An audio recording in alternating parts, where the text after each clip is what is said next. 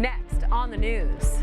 It starts day one of freshman year and extends far beyond graduation day. I'm Jessica Easthope with how the Mary Lewis Academy and other Diocese of Brooklyn schools are keeping ahead of the college prep curve. Also tonight, left in shock and in need of solace, how a community is banding together after the Covenant school shooting. It's known as the Cathedral in the Cabbage Patch, and one parishioner is making sure the congregation grows. Get to know Shashara Valmi in tonight's Pulse of the Parish. Plus, the unique goal one man had to run a marathon in every single state in the country. I'm Christine Persichetti. Current News starts right now.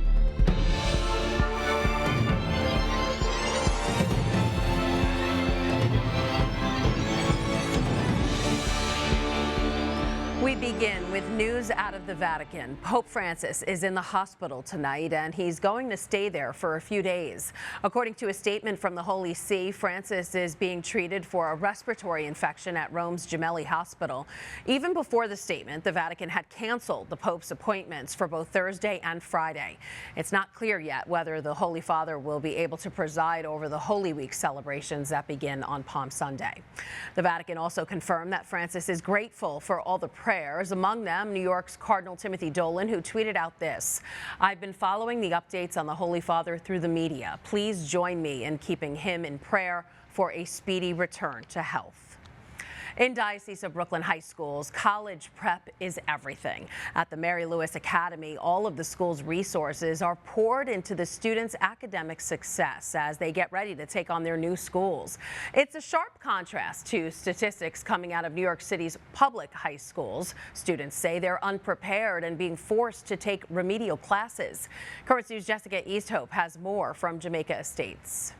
Slope equals 0. Karen Hennis wants to go into emergency medicine. If it equals 1, slight slope. She's only 17, but says the sky is the limit, and that the Mary Lewis Academy set her trajectory. Karen said when the time came to choose the college of her dreams, she was prepared. I've learned study habits that kind of when I explain to my other friends from other schools, they're kind of like, oh, no, I wouldn't put that much effort. Like, I wouldn't, just because maybe their school isn't pushing them as hard. Principal Ann O'Hagan Cortez says the school has a 100% graduation rate.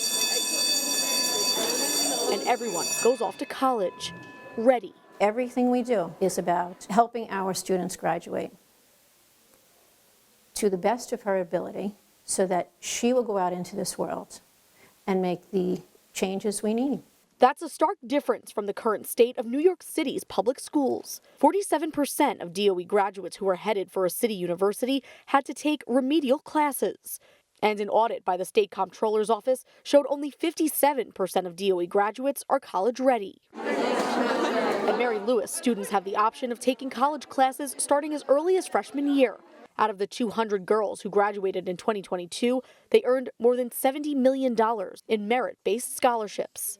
My advice from my teachers and my counselors has been perfectly tailored specifically for me. I took the most challenging courses, and I think that helped me form good study habits. It challenged my brain. I learned a lot, and I feel really prepared for college. dy dx is equal to negative y over x. Worried she wouldn't be able to afford any of the top-tier schools she's applying to, the Mary Lewis Academy's Aspire program stepped in. Whatever Karen's parents can't afford and scholarships don't cover, an alumna of the school will pay for. I can get this quality education just by working hard and without having to think about kind of, can I even afford this? These students say at their school, it's harder to fail than succeed. In Jamaica Estates, Jessica Easthope, Currents News. Joining us now to provide a little more insight into the benefits of a Catholic school education, especially when it comes to college prep, is Deacon Kevin McCormick, Superintendent of Schools for the Diocese of Brooklyn. Hi, Deacon Mack. Nice to see you. It's always great to be here. Thank you for having me. Love having you here. So we just saw in Jessica's story what a great job Mary Lewis is doing preparing students for college. The school also offers low and no-cost SAT classes, wealth management programs for families, and one-on-one help with college essays. Wow. Is support like this typical in Diocese of Brooklyn high schools? The Mary Louis Academy does a wonderful job, but so do the other 14 as well. Yeah. It's a given when you're in a Catholic high school that this is what's expected of you. We have a 99% graduation rate, and the overwhelming majority of them are going to their schools of choice. The other thing is our kids in Brooklyn Diocese alone are generating over $500 million in scholarships. Cool. $500 million. That's helpful. Very. And all of this college preparation actually begins in the elementary schools here in the diocese, isn't that right? Sure, it's the foundation. So you want to make sure that your kids are kids. So we're not talking to third grade parents about college, but we are talking about making sure they read, that they write, that they do their homework, they have a discipline. At the same time, there's accountability, making sure they do what they're supposed to be doing and not advance people for the sake of advancing. You earn it. And of course, it's all done within the Catholic imagination and the Catholic identity of the school. I feel like that as a graduate of the Diocese of Brooklyn Catholic Schools, it really is that discipline, that learning how to study that maybe kids that go to other schools may not get. Yeah. I can't comment on theirs. I can comment on ours. There's no school newspaper articles about 30% of Catholic school kids not being able to do what they're supposed to be doing. So it's a left-handed way of saying what I say. We're doing the foundations. You know, some do it better than others, but all of our kids, all of our children come with the ability to proceed to the next level and to succeed. We need them to. First of all, we need it to because we promised the parents, but also with the Catholic imagination, we believe we need them because we need them to serve that destiny that God has for them. Absolutely. And now also what we saw in Jessica's piece is that, you know, some of these students had to take remedial college classes in college after graduating from New York City public schools. I mean, how does that affect the rest of your college career? There was a statistic that I couldn't believe. It says 40% of students in the U.S. drop out of college every year. It can't be good. Isn't that amazing? It really is. Our kids, well, if you have to take remedial courses, it means longer time to get your degree, which means more money to get your degree, and it may not give you the ability to get the courses that you want, depending on each university or college. Our kids, for the most part, don't have to worry about that. They do come with strong reading and writing skills. They have the ability to be critical thinkers. They understand the STEM and the integration of technology, as well as the ability to write. As we were saying off air, the ability to write is probably the hallmark of a Catholic school student. If you can write, you can do almost anything. Right, and I feel like in the Catholic schools, they're not going to let you slide. Like nobody's like, all right, they didn't get a great job, but we'll pass them. Like that's not happening in our schools. We're not doing you any favors by that. Right. I recently gave a talk out on Long Island, and one of my professors from Cathedral College was there, Dr. Robert Compoiner. He's been around forever. He taught me in the 80s, but he taught me how to write, and he did it by going through cases of red pens, telling me what I did wrong each time. I didn't like him at the time, but I'm really pleased with it now. Yeah, absolutely. And then, like you were saying, a lot of our students are moving on to colleges. What colleges are the students in the Catholic high schools here in the Diocese of Brooklyn heading to? They're going everywhere. So every one of our schools is going to have someone going to Ivy League. They have people going to Fordham. They have people going to St. John's. They have people going to St. Joe's or Malloy. They're going down south. There's a big push for down south lately. Really? But I know when I was at Severian, and I know my colleagues in the other 14 high schools, their kids are going to their top choices. They're getting a lot of money. Nobody's paying full price on these things. And they're going with the scholarships, they're going with the tools they need, and they're going to change the world. All right, that's amazing. Deacon Kevin McCormick, Superintendent of Schools in the Diocese of Brooklyn, thanks so much for being here. You know I love it here. So if you want your child to get all the benefits of a Catholic education, just visit CatholicSchoolsBQ.org or call 718-965-7380 for more information. Also tonight, remembering the fallen after a senseless tragedy. Vigils for the victims of the Covenant school shooting. And as people mourn, churches step up. Nobody's walking through this alone. Right now on Currents News, attempts to heal the heartbroken in Nashville. People are praying, reassuring each other, and turning to the church for comfort after Monday morning's tragedy in Nashville. And as Mike Valerio shows us, police are also working tirelessly to piece together what led to the attack. I know as sure as I'm sitting here that Catherine went down protecting those kids. Her friend, Catherine Kuntz, was head of Covenant Elementary School, one of 6 lives lost in Monday's horrific shooting, remembered alongside Mike Hill, the school's beloved custodian, Big Mike to all the kids, and 3 9-year-old students. Evelyn Dickhouse, her family shattered, her pastor honoring her on Wednesday. She's amazing, shining light. Howie Scruggs, her father, the pastor of the church that runs the school, and their classmate, William Kinney. Substitute teacher Cynthia Peak, who was filling in at Covenant on Monday. She and Catherine Kuntz were both good friends of the wife of Tennessee's governor, Bill Lee. Cindy and Maria and Catherine Kuntz were all teachers at the same school and have been family friends for decades. We will act to prevent this from happening again. Smoke! Smoke! The fast actions of officers who charged in to stop the threat 14 minutes after the first 911 call are being widely praised. Push it!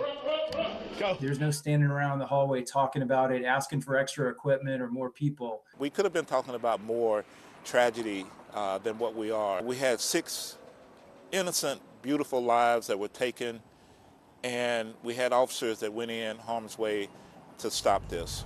In Nashville, Mike Valerio, Currents News. In the wake of this week's tragedy, a new poll is highlighting the impact of guns in America and how children are suffering. Firearms were the leading cause of death for children as well as adolescents in 2021. That's according to a CNN poll. Roughly 3,600 children died from guns that year, and it was the second year in a row it reached that mark.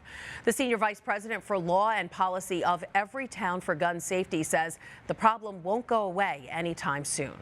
We have over 350 million firearms in this country, and it's very easy to obtain them. Gun violence in America is simply at unacceptably high levels.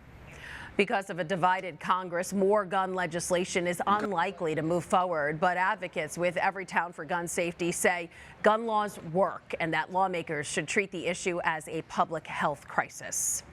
Earlier, Pope Francis reached out to the Diocese of Nashville, letting them know he's thinking about them after what he called a senseless act of violence.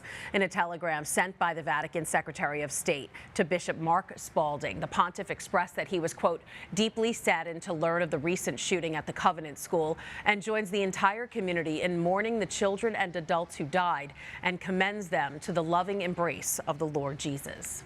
The Pope also asked people to pray for those killed in the Migrant campfire in Mexico that happened on Tuesday. While addressing Spanish-speaking pilgrims during his general audience, the pontiff asked them to, quote, pray for the migrants who have perished in a tragic blaze in Ciudad Juarez in Mexico. 38 people died after mattresses were lit on fire in protest after the migrants were told they were going to be deported. There's a lot more news headed your way. The more things change, the more they stay the same. How a 100-year-old church is giving back to the community, thanks in part to the help of one passionate parishioner in tonight's Pulse of the Parish. The nation remembers the sacrifices made on National Vietnam War Veterans Day. Putting his best foot forward over and over again, the man that ran with a purpose for 15 years.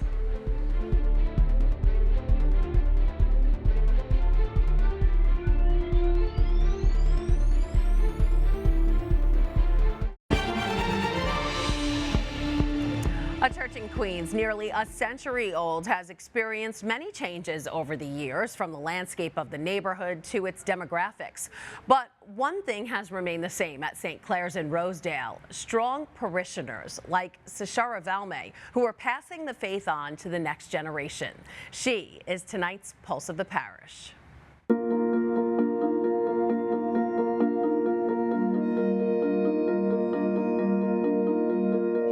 St. Clare's is a Roman Catholic parish with their doors open that wants to engage the wider community. But Father Daniel Kingsley will be the first to tell you that wasn't always the case. It's surprising that many of the parishioners would tell me that at first they were not welcomed into this church. The Rosedale church that stands today was opened in the 1920s. It was called the Cathedral in the Cabbage Patch because it was the stateliest structure in a farming community. Decades later, the farms became suburban streets, and in the 1970s, the mostly Italian and Irish congregation started to change. The Great Migration brought Black and Afro-Caribbeans to the neighborhood, and even though they weren't welcomed with open arms, the pastor tells us they stuck around, a characteristic of a St. Clare's parishioner then and now. A certain stick-to-itiveness that we are here and we want to maintain what we have worked for and that what we have received. Je vous salue Marie, pleine de grâce. It's interesting as you hear the rosary prayed here in the morning, sometimes you hear a little bit of Latin, sometimes you hear a little bit of the Haitian Creole, the English, so it's a cacophony and symphony of languages. One of the parishioners now lending her voice to that symphony is Sashara Valme. My title is youth minister. What I do for the church, it's a lot, which is a good thing. The Morning Cantor took on the role of youth minister a couple years ago. She uses her musical talents to help with the youth choir and the praise dancers. She also leads them in community service projects and different workshops. When we're working, we always want to put away for a rainy day in case of emergency. This one is on how money works. A simple pay stub. A subject this financial planner knows a lot about. Our youth really don't have the understanding of save for tomorrow, build, invest. But, it's more so to help them have the education so that in the future, they're not struggling with the things that we find in our community. But before feeding their minds, she feeds their bellies and their souls. Heavenly Father, we thank you, as we always do in the beginning, for bringing us together today. I usually joke around and say when I come to church, I'm getting my refill of my wings, my armor for me to be ready to go. So when I'm here with the youth, I feel like it gives me a way to kind of bring them under my arm and help them find their way. She's doing what all Catholics are called to do, passing the faith on to the next generation. And now you know Sashara Valme from St. Clare's and how she makes up the pulse of the parish. And Sashara is definitely doing something right. One of the teens told me he loves coming to church for the youth group, even more so than watching TV and playing video games. He really said that. Across the country, Americans are remembering the brave men and women who served in the Vietnam War. Wednesday is National Vietnam War Veterans Day. It was on this day 50 years ago the last combat troops left the country. The war, which lasted from 1955 to 1975, is one of the longest and most brutal conflicts in American history, resulting in over 3 million casualties. And you can go back in time to that period in this week's tablet. The paper dives deep into the archives to see their coverage of the war, reporting on how the country's and the church's point of view changed during the conflict. But this week's edition doesn't stop there. It also takes a look at the war from the point of view of people who serve God, showing how nuns and priests faced dangers during the war, and talks to some priests whose families saw firsthand how Vietnam changed after the war. But the paper isn't only filled with fascinating stories, it's also an important resource for Catholics as Holy Week is quickly coming up. The tablet has you covered, breaking down the different services offered during Holy Week all over Brooklyn and Queens. So be sure to grab a copy of the paper at your local church this weekend. You can also subscribe to the paper online at thetablet.org and get all future editions sent straight to your mailbox. Of course, Currents News and Net TV is offering you full Holy Week coverage. Starting on Palm Sunday with Bishop Robert Brennan, Net TV will air the service live, starting at 12:30 with a procession from Brooklyn's Grand Army Plaza to the Co-Cathedral of St. Joseph for a Mass. Again, that's right here on Net TV. On Tuesday, we will have full coverage of the Chrism Mass live on Net TV. Currents News will be live at 7 with pre-Mass coverage, and the actual service will begin at 7:30. The Chrism Mass will then be followed by many other services leading up to Easter Sunday, and you can watch them right here on Net TV. On Holy Thursday, Bishop Brennan will celebrate the Mass of the Lord's Supper at 7:30 p.m. On Good Friday, he will celebrate two services, the Way of the Cross at 10 a.m. and the Liturgy of the Lord's Passion at 3 p.m. The Easter Vigil with Bishop Brennan will be televised Saturday at 8 p.m. And on Easter Sunday, 3 live masses will be celebrated in 3 languages, a 9 a.m. Creole Mass, an 11 a.m. English Mass that will be celebrated by Bishop Brennan, and a 1:30 p.m. Spanish Mass. There will also be a 4 p.m. Italian Mass and a 5 p.m. Polish Mass for those who wish to celebrate in those languages. And still to come on Currents News, getting a unique view of the country. Meet the man who ran a marathon in every single state. Plus, A new secret about Leonardo da Vinci revealed, how he made his paintings. Do you have a story idea or want to share a tip? Email us at newstips@desalesmedia.org or call our 24-hour number, 718-517-3122. We'll be right back.